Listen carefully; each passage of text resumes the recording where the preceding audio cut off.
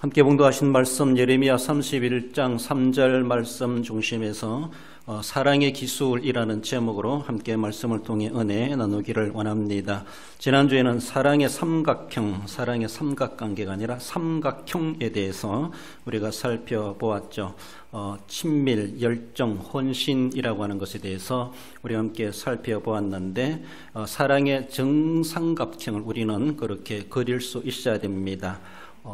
삼각형의 전체 각을 180도라 그래죠. 그래서 368 하나의 각이 정사각이 되려고 그러면 60도가 되어야 된다고 알고 있는데 이것이 40도가 된다든가 20도가 된다면 삐죽한 삼각형이 됩니다. 그래서 하나님 자신, 이웃과의 꼭지점을 가지고 사랑의 삼각형을 그려볼 때에 정말 얼마나 정삼각형을 내가 그리는 사랑의 삶을 살아가고 있는가를 다시 한 번 더 재점검해 보시기를 바라고, 기울어진다는 것은 보기도 언짢습니다. 그러므로 정확하게 삼각형이 우리가 될 수 없는 불완전한 인간이지만은 또 하나님만큼 사랑할 수 없는 우리들이지만은 어떻게 하든지 하나님의 사랑을 기준으로 해서 하나님의 사랑의 그 각도를 우리는 맞추어 가고자 몸부림치는 그런 모습이 될 수 있어야 할 것입니다. 그래서 영적인 우리는 사랑의 정삼각형을 정말로 그렇게 그려가는, 그래서 그리스도의 사랑의 분량에 충만한 우리의 모습들이 사랑의 관점에서도 그렇게 되어야 할 것이다 라는 것입니다. 오늘은 사랑의 기술이란 그런 제목은 독일의 정신분석학자 에릭 프롬이 하는 이런 말입니다.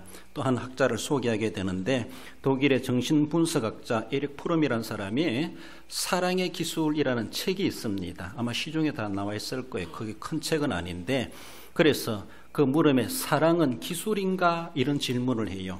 그래서 그 책에 전제하고 있는 것은 사랑도 기술이다, 이미 전제하면서 글을 써 내려가는 그런 모습입니다. 그렇습니다. 여러분들, 기술이 뭐예요? 기술은 배워야 되는 거예요. 기술은 익혀야 되는 거예요. 기술은 연습해야 되는 거예요. 기술이 익숙하면은 거기에 전공자가 되는 거예요. 달인자가 될 수 있습니다. 그래서 하나의 학습해야 될 사랑이다, 하나의 과목으로 생각해 볼 때, 내가 지난 1년 동안 사랑에 충만한 교회란 주제를 가지고 그래 살아왔는데, 사랑이란 과목이 과연 나의 사랑의 점수가 어느 정도겠는가, 사랑이란 과목에 열심히 공부했으면은 마지막에 이제 연말고사를 볼 때 그 과목에 얼등한 점수가 나오겠지만은 그것이 기술인 줄도 알지 못하고, 그죠? 뒤에도 말씀드리지만 감정만 가지고 사랑을 해왔다면은 그것은 정말로 60점도 안 되는 미달 점수의 수준일 수밖에 없다. 그래가지고는 졸업할 수 없는 학점이라고 볼 수가 있습니다. 그러므로 과연 이 사랑도 기술이다, 에릭 프롬이 말하는 것처럼 우리는 그런 전제하에 난 얼마나 사랑에 대해서 학습해왔고, 사랑에 대해서 공부해왔고, 사랑에 대해서 내가 얼마나 노력해왔는가, 그렇죠? 열심히 공부해가지고 우리 학생들 수능 보고 수능 결과도 나오고 그걸 가지고 대학에 들어갈 수 있니 없니, 이 학교 갈 수 있니 없니, 그 점수 카트라인이 나오지 않습니까? 과연 우리의 모습에서는 사랑의 과목이 어느 정도 학점이 이루어지고 점수가 있겠는가라는 것을 생각해 보며, 우리가 연말이지만은 사랑의 기술이라는 제목, 한편에서는 에릭 프롬이 하는 말이지만은 우리는 이런 모습에서 사랑에 도전해 갈 수 있는 시간이 되기를 원합니다. 배우고 익혀야 될 사랑이라는 것을 말씀합니다. 먼저 사랑의 기술은 사랑의 원천이신 하나님이신 우리가 먼저 알아야 할 것입니다.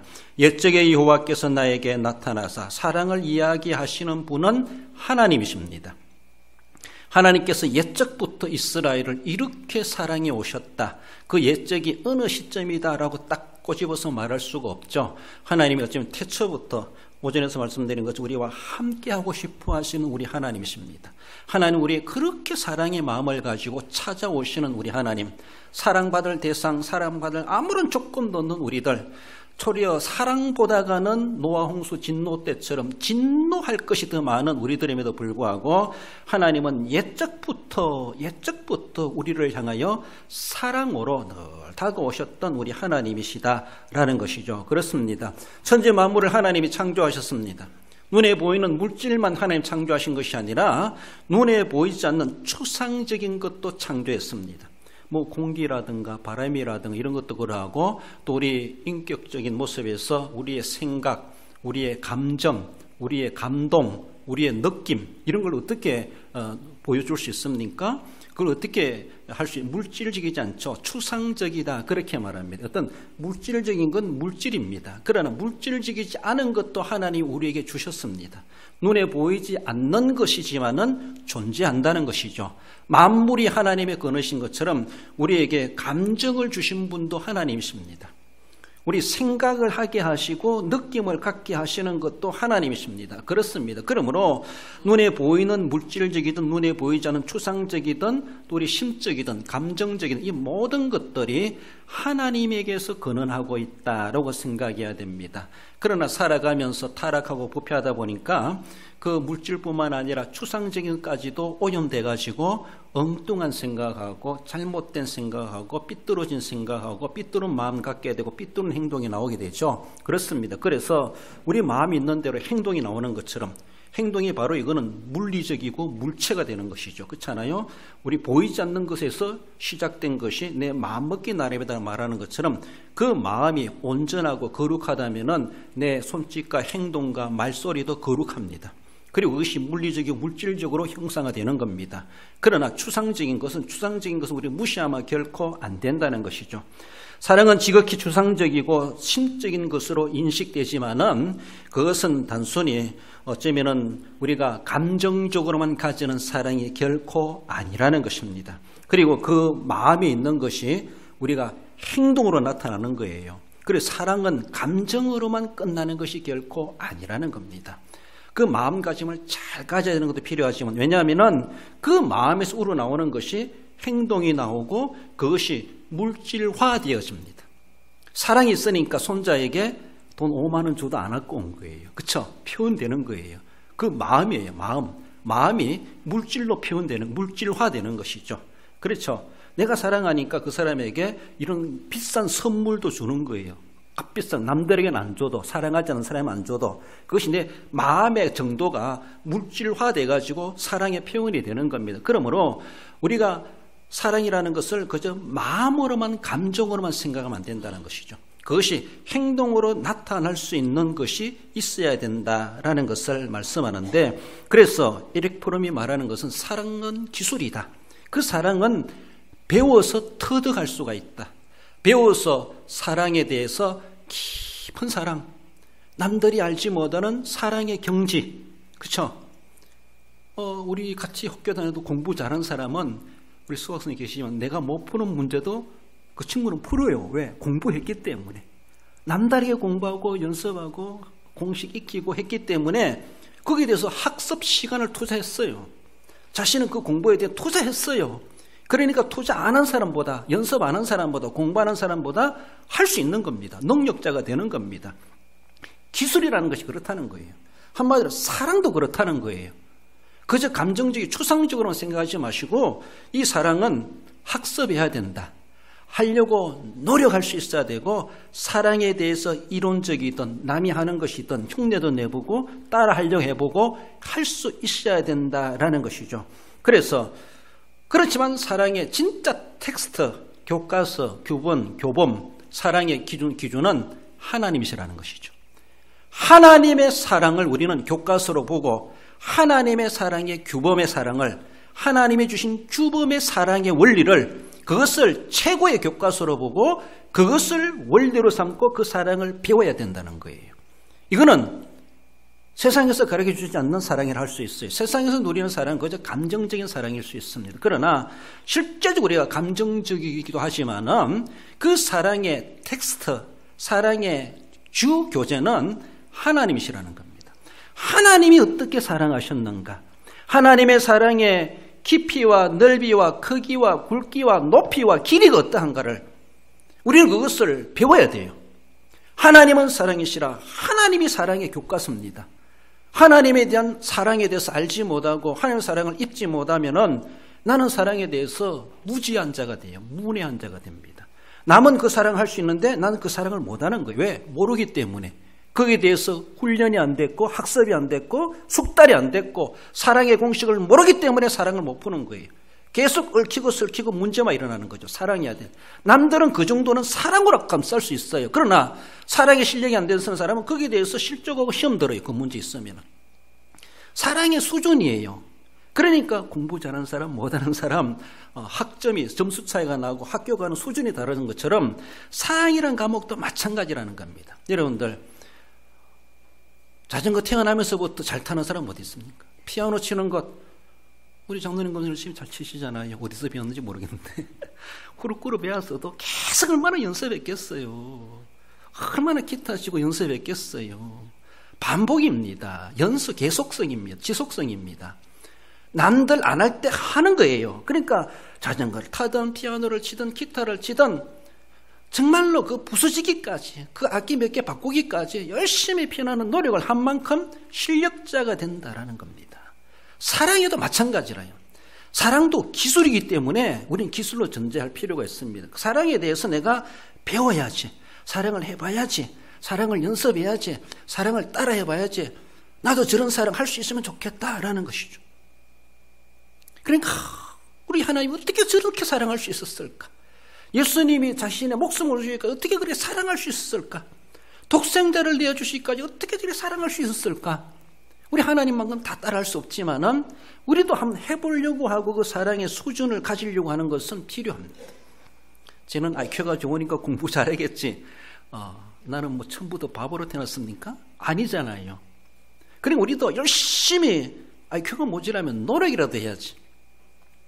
남들만큼 타고난 것이 부족하다면은 노력이라도 해봐야지. 그것이 필요하다라는 것입니다. 요한일서 4장 8절에 사랑하지 아니하는 자는 하나님을 알지 못하나니 이는 하나님은 사랑이심이라. 하나님이 사랑의 교과서입니다. 하나님이 주 교재입니다. 하나님 주 교재 빼놓고 참고서만 볼라 하지 마세요.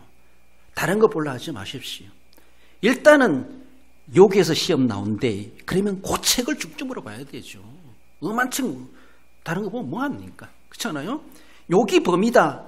여기서 나온다 시험. 그러면 그 범위에 열심히 공부해야지 거기서 점수를 따는 것이죠.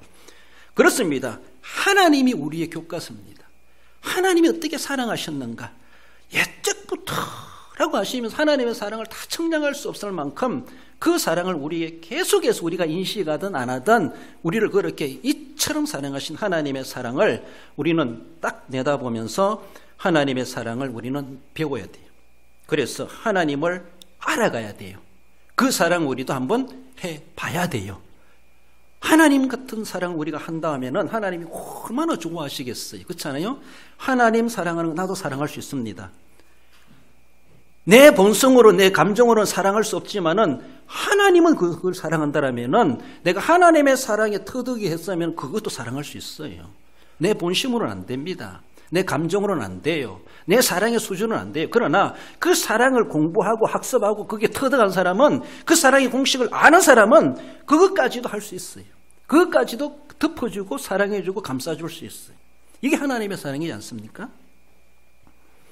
우리 에베소서 3장 17절 읽어봅시다. 19절까지 믿음으로 말미암아 그리스도께서 너희 마음에 계시기에 하시었고 너희가 사랑 가운데서 뿌리가 박히고 터가 굳어져서 능히 모든 성도와 함께 지식에 넘치는 그리스도의 사랑을 알고 그 너비와 길이와 높이와 깊이가 어떠함을 깨달아 하나님의 모든 충만하신 것으로 너희에게 충만하게 하시기를 구하노라. 할렐루야.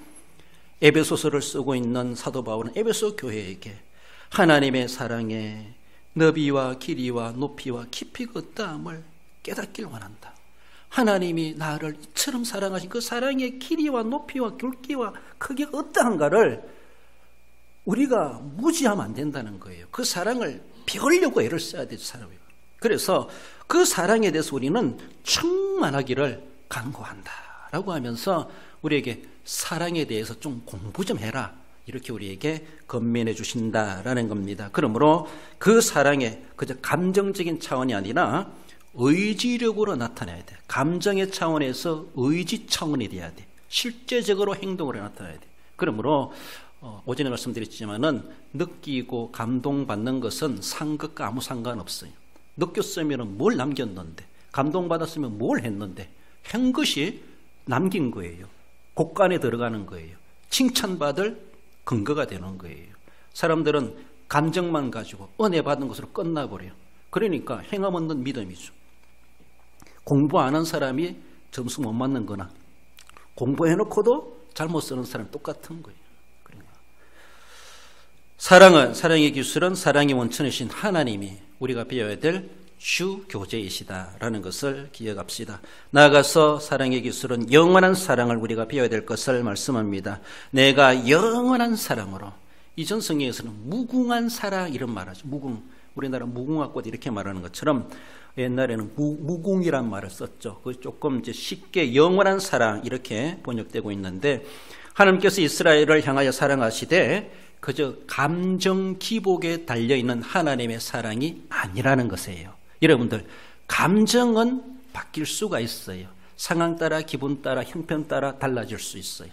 감정은, 그것은 영원한 사랑이 아닙니다. 하나님이 영원한 사랑이라고 하는 것은 감정 따라 기복에 달라지는 싸구리 사랑이 아니라는 거예요. 어떤 상황에서도 변하지 않는 사랑을 영원한 사랑이다 이렇게 말해요. 불변의 사랑, 무한한 사랑, 영원한 사랑, 하나님의 속성과 똑같은 것이죠. 하나님이 그렇게 존재하시는 것처럼 하나님이 우리를 향한 사랑도 마찬가지. 그저 감정에 따라, 형편에 따라, 사정에 따라, 내 건강에 따라서 그렇게 달라지는 사랑이 아니, 그건 싸구리 사랑입니다. 그건 값떨어진 사랑이고, 그거는 아무나 할 수 있는 사랑이에요. 우리 하나님 우리에게 주시는 사랑은 그런 사랑이 아니라는 거예요. 이처럼 사랑하사 독생자를 주신 사랑은 영원한 사랑에 근거한 거예요. 영원한 사랑이. 그래서 사랑은 배우고 익히고 실습하고 연습하고 반복하고 노력을 통해서 익숙해질 수가 있습니다. 익숙해질 수가 있어요. 제가 재직 세미나 때도 말씀드리고 싶은 게 있는데, 우리 교회라는 공동체는 있잖아요. 생명체이면서도 조직체예요. 맞지요? 생명체이면서도 조직체예요. 생명체에는 영성이 필요해요. 그러나 조직체에는 전문성이 필요합니다. 그래서 생명체가 영성이 필요하다. 그 영성을 가지고 하는 일을 사역한다 이렇게 말합니다. 그러나 조직체이면서 전문성을 가지고 일을 하면은 사업한다 이렇게 말합니다. 그래서 우리를 선교를 사업한다 이렇게 말하기도 하고 사역한다 이렇게 말하기도 하는 거예요. 그래서 교회라고 하는 것은 그래서 생명체이며 영성이 필요하기 때문에 그것을 목회한다 이렇게 말하는 거예요. 그러나 조직체이고 전문성이 필요하고 그것은 목회하는 것이 아니라 사업하는 것이고 경영하는 것이다 이렇게 말해요. 경영한다 이렇게 말하는 거예요. 그래서 우리 교회는 인간들의 집단이기 때문에 영적인 것도 있고 육신적인 것도 있어요. 교회 성장학적인 모습에서. 그래서 생명체이시면서도 조직체예요. 그래서 생명체에는 영성이 필요합니다. 분명히. 그러나 조직체이기 때문에 전문성이 필요하다는 거예요.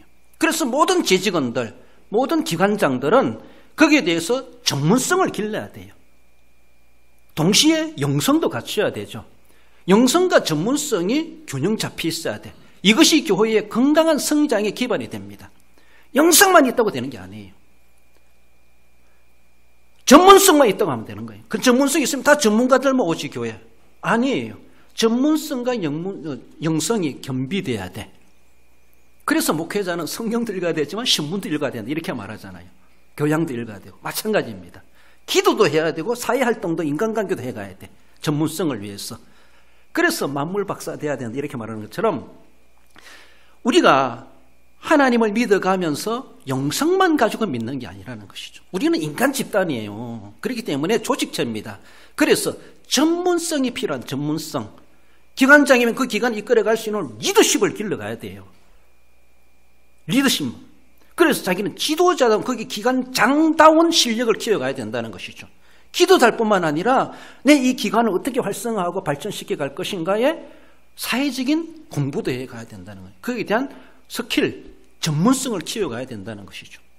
그렇습니다. 그러므로 우리가 교회를 섬기는 가운데서도 사랑한다 감정으로 맞을 것이 아니에요. 기도만 할 것이 아니라는 것이죠. 앞에서 말씀드린 기술이라는 기술, 그 사랑의 전문가가 되어야 된다. 전문가. 영적으로도 사랑이 있어야 되고 실제적인 기술적인 모습에서도 사랑의 전문가가 되어야 되고 사랑을 상담해 줄 수 있어야 되고 사랑을 가르쳐 줄 수 있어야 돼. 그러니까 사랑의 전문성을 길러놨으면은 그 사랑이 얼마나 큰 기반이 되는지 몰라요.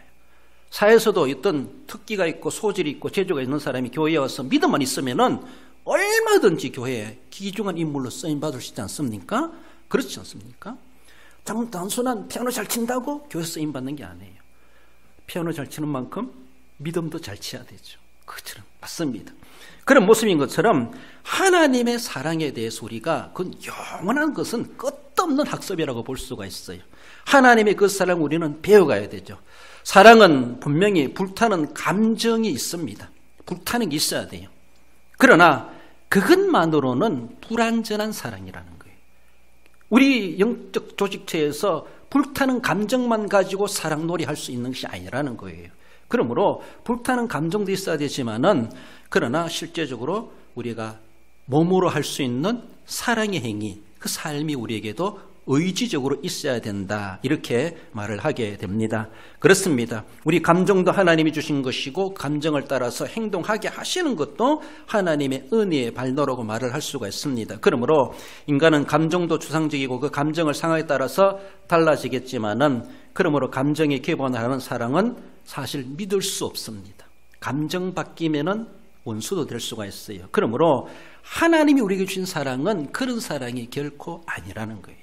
감정만 가지고 하나님의 사랑을 이러니 저러니 말하는 것은 그것은 믿음 없는 영성 없는 사랑을 이야기하는 것이다 라고 말할 수가 있습니다. 그러므로 하나님의 영원한 사랑이 어떤 사랑인가?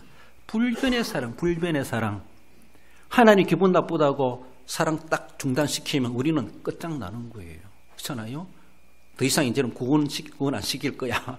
너 그러면 구원 딱 빼낸다, 탈락시킨다 라고 하면은 어떻게 되겠습니까? 우리는 그 무한한 사랑을 받았음에도 불구하고 우리의 사랑은 자기 감정에 따라서 이럴 때도 있고 저럴 때도 있고 하나님의 사랑을 제대로 공부하지 못한 사람이라.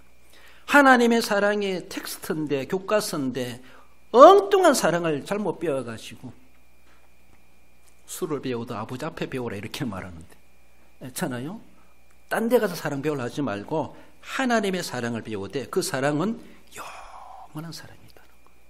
내가 사랑에 변덕심이 있다면 난 사랑을 잘못 배웠구나. 하나님의 사랑에 근간을 하지 않는 사랑이구나. 우리는 자기 스스로 싸구리 사랑꾼이라는 것을 알아야 돼요. 우리는 다 그럴 수 있는 인간입니다. 연약합니다. 감정적인 동물입니다. 하지만 그것을 극복해내야 돼요. 극복해내야 돼요. 그걸 무릎속으로라도 하나님의 사랑에 전문성이 돼야, 전문가가 돼야 되죠. 하나님의 사랑을 행할 수 있는, 그렇지 않습니까? 그런 우리의 자세가 돼야 되죠. 그 하나님의 영원한 사랑의 발로에서 요한복음 3장 16절이 나오는 거예요. 하나님이 세상을 이처럼 사랑하사 독생자를 주셨으니 이는 그를 믿는 자마다 멸망하지 않고 영생을 얻게 하려 하심이라. 영생 자체가 영원한 사랑이에요. 영원한 사랑에서 우리에게 영생이 주어지는 거예요. 그래서 독생자를 주시기까지, 자신을 내어주시기까지 사랑하신 그 사랑의 열매로 우리로 하여금 영생, 하나님의 영생의 사랑에 결부시켜 주시는, 그 사랑에 들어가게 하시는 하나님의 은혜가 있다라는 것이죠. 오직 예수님만이 유일한 구세주이시고 독생자를 주셨으니 둘을 주신 것이 아니라 한 분을 주셨다는 거예요. 한 분, 오직 그분만을 믿는 자는 멸망하지 않고 영생을 얻게 하려 하심이라. 하나님이 영원한 사랑을 우리는 다 할 수 없지만 그러나 우리가 믿음으로 믿음의 그 영생의 주권자 주님을 받아들일 때 우리로 하여금 영생을 얻게 하시는 하나님의 사랑이 있다라는 것이죠. 친구를 위하여 목숨을 버리면 이보다 더 큰 사랑이 없나니라고 말하는 것처럼 요한복음 15장의 최고의 사랑을 하나님이 우리에게 실제적으로 보여주었다면은 사랑의 전문성, 사랑의 전문가가 되었다라면은 그 전문성을 어디까지 실력을 발휘할 수 있을까? 자기 스스로가 알 거예요. 자기 스스로가. 친구를 위하여 목숨을 버리는 자는 요한복음 15장 13절에 이보다 더 큰 사랑이 없나니 목숨은 고사하고 손도 안 내미는 건 아닌가 우리는 생각해 봐야 돼요. 그런 싸구리 사랑이 아니라 정말로 하나님의 영원한 사랑의 기점으로 한 내 사랑이 조금 변덕스럽다 할지라도 계속해서 그런 사랑을 하려고 몸부림치고 했을 때 어제 다르게 오늘 다르게 내일 다르게 날마다 더 사랑의 경지가 달라질 수 있다는 것을 기억하시면서 계속해서 사랑의 전문가가 되어져 가십시다. 마지막으로 사랑의 대상을 봅니다. 너를 사랑하기에 인자함으로 너를 이끌었노라 하였노라. 하나님은 우리를 나 자신을 사랑하시되 인자함으로 이끄셨다. 그렇게 말씀하십니다. 인자란 말은 헤세드란 말인데 친절하다, 인자하다, 자비롭다, 자애롭다. 하나님의 본성을 이야기하죠. 인자란 말. 그래서 대표적으로 시편 136편에 여호와께 감사하라. 그는 선하심에 그 인자하심이 영원함이로다. 136편에서 1절 1절마다 인자하심이 영원함이로다. 하나님의 인자하심이 얼마나 위대한가를 모든 곳에 다 붙입니다. 모든 곳에 창조로부터 음식에까지 우리가 살아가는 모든 것에까지 감사하라, 감사하라, 감사하라. 그 감사가 하나님의 인자하심으로 이루어진 감사의 조건이라는 것이죠. 그러니까 하나님이 우리를 그렇게 사랑에서 나온 인자하심 우리를 이끌어 가시는데 우리를 모든 분야에서 의식적 모든 분야에 하나님의 인자하심으로 우리를 대해 주시는 것이 하나님의 사랑의 행위라는 것이죠. 행위라는 것이죠. 하나님이 말로만 사랑한 것이 아니라 이처럼 사랑하사 독생자를 주기까지 하신 것처럼 우리가 사랑하는 모든 의식주의 천지 만물로부터 우리가 먹고 마시는 일들까지 136편 읽어보세요. 하늘의 하나님께 감사하라. 우리에게 먹을 것을 주신 하나님께 감사하라. 애굽에서 출애굽게 하신 하나님께 감사하라. 적들을 소장케 하신 하나님께 감사하라. 온갖 것들에 대해서 하나님은 하나님의 사랑으로 우리를 이끌어 오신 하나님, 이스라엘을 두고 말씀하시겠지만은 지금도 우리를 향하여 그렇게 말씀하시는 은혜 베푸신 우리 하나님이십니다. 사랑하기 힘든 때가 있고 사랑하고 싶지 않을 때가 있고 사랑보다 미움이 앞서기도 하고 진노가 앞설 수밖에 없는 그런 상황이 된다 할지라도 하나님은 우선적으로 하나님의 인자하심으로 내미십니다. 노아 시대처럼 막 화를 막 내실 만한 그런 상황이라 할지라도 하나님도 꼭 참으시고 얼굴 변하지 않고 먼저 인자하심을 우리에게 접근해 오시는 우리 하나님이시다라는 것입니다. 그러니까 자신의 그 분노함을 그것을 인자로 누르는 것이죠. 인자로 제어하는 것이죠. 인자로 억압시키는 것이죠. 그러므로 하나님께서 우리를 그렇게 사랑의 대상으로 삼아 주셨습니다. 사랑의 대상으로 삼아 주셨다는 것이죠. 저와 여러분들을 얼마나 귀한지 몰라요. 하나님이 영원한 사랑을 누가 받을 것인가? 우리로 하여금 그런 대상으로 삼아 주셨다는 것이죠. 얼마나 귀한 것입니까? 그러므로 우리가 그 사랑을 받은 자로서 그 사랑의 빚진 자이다 라고 생각하며 하나님이 그 무궁한 사랑을 내가 받았는데 난 하나님 앞에 어떻게 사랑을 갚을까? 사랑을 보답할까? 갚을 수도 없고 보답할 수도 없어요. 그러나 우리 입장에서는 갚으려고 애를 써야 돼요. 보답하려고 애를 써야 돼요. 최소한의 그렇게 할 수 있는 것이 무엇인가? 그것은 하나님의 계명을 지키는 것이다 이렇게 말합니다. 요한복음 14장 15절에 보면 너희가 나를 사랑하면 나의 계명을 지키라. 최소한의 하나님의 은혜 사랑을 안다라면은 계명을 지키려고 몸부림치는 것 보답의 차원이고 그에 대한 감사하는 반응의 모습은 그렇게 되어진다는 것이죠. 나아가서는 서로 사랑하는 것이라는 것이죠. 요한복음 15장 12절에 내 계명은 곧 내가 너희를 사랑한 것 같이 너희도 서로 사랑하는 것이라 하는 이것이니라. 하나님의 사랑에 대해서 고마워하고 영원한 사랑, 무궁한 사랑을 나에게도 주셨구나. 내가 어떻게 보답할까? 내가 어떻게 갚을까? 주님이 최소한의 방법을 주셨다면은 내 계명을 지키라. 내 계명은 너희가 서로 사랑하는 것이라. 그렇게 하면은 내게 사랑을 갚는 것으로 내가 인정해 줄게. 적어나마 하나님이 그렇게라도 우리에게 방법을 알려주셨습니다.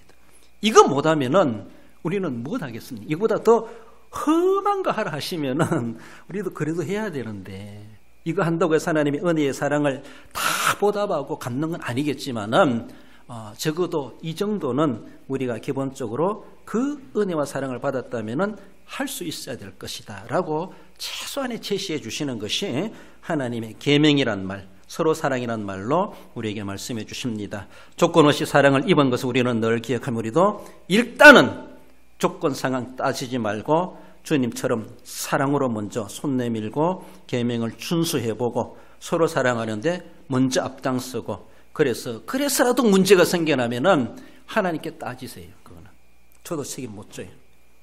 하나님 말씀대로 내가 해봤는데 그래도 문제가 생기면 하나님께 따지세요. 그러면 또 그 다음에 하나님이 길을 열어주실 겁니다. 그러니까 문제 걱정하지 마시고 일단 말씀대로 우리가 내가 대상을 입은 자처럼 나도 아무런 조건 없이 사랑의 대상으로 품었을 때 그래서라도 문제가 일어나면은 하나님이 더 책임지실 겁니다. 그러므로 일단은 내가 사랑으로 조건 없이 내밀고 대상으로 삼아주는 것이 내가 먼저 해야 될 계명의 준수자요 은혜 사랑의 보답의 차원이라는 것을 기억하십시다. 마태복음 24장 12절에 사랑이 식어지리라고 말씀하십니다. 말세가 되면은 사랑이 식어진다는데 나도 사랑이 식어져도 당연하지. 그 식어짐에 대한 징조의 가담자가 되지 마시고 주님께서 식어지라고 말씀하신 것이 아니라 조심하라는 겁니다. 식어지지 않도록 하라는 것입니다. 그러므로 식어지는데 거기에 포함되는 자 되지 마시고 도리어 식어지지 않도록 더 몸부림치는 그런 도리어 사랑의 기술에 능숙한 자가 되고 사랑에 충만한 자 되는 우리 모습들이 되어야 할 것입니다. 결론적으로 읽어봅시다. 조건 없이 하나님의 사랑을 입은 은혜를 기억하며 더욱 사랑의 기술을 하나님 사랑에서 배우고 익히고 닮아감으로 범사에 변치 않고 충만한 사랑으로 하나님의 사랑에 참여하는 성도가 됩니다. 그렇습니다. 사랑의 감옥이 과락되지 않도록 이제부터라도 다시 사랑의 책을 펼쳐놓고 밤을 지새며 머리를 싸매가면서라도 사랑을 학습하고 공부하고 그래서 사랑의 실력을 사랑의 점수를 높여가실 수 있는 그래서 사랑의 전문성을 가지고 사랑의 달인이 되시고 사랑의 사람으로 예수님을 꼭 빼닮는 우리 모든 성도 여러분들 되시기를 주님의 이름으로 축원드립니다. 기도.